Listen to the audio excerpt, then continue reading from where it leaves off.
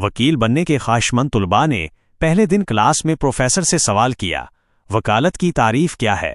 Professor ने कहा, मैं आपको एक मिसाल के जरिए समझाता हूँ। 2 अफराद हैं, एक साफ है और दूसरा गंदा, तो आपके ख्याल में कौन नहाएगा? सब ने कहा, गंदा शख्स नहाएगा।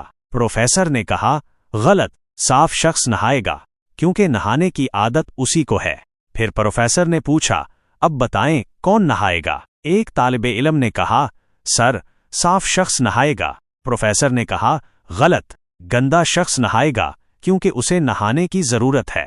फिर प्रोफेसर ने दोबारा सवाल किया, अब बताएं कौन नहाएगा? दूसरे तालिबे इल्म ने जवाब दिया, सर, गंदा शख्स नहाएगा। प्रोफेसर ने कहा, गलत, दोनों नहाएंगे, क्योंकि साफ को आदत है और गंदे को जरूरत।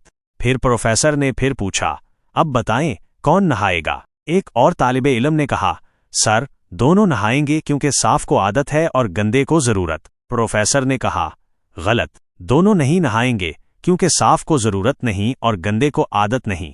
प्रोफेसर ने आखिरी बार सवाल किया, अब बताएं कौन नहाएगा? एक तालिबे इल्म ने कहा, सर, आपके हर बार जवाब मुख्तलिफ होते हैं और हर जवाब दुरुस्त लगता है। प्रोफेसर ने कहा, यही वकालत है।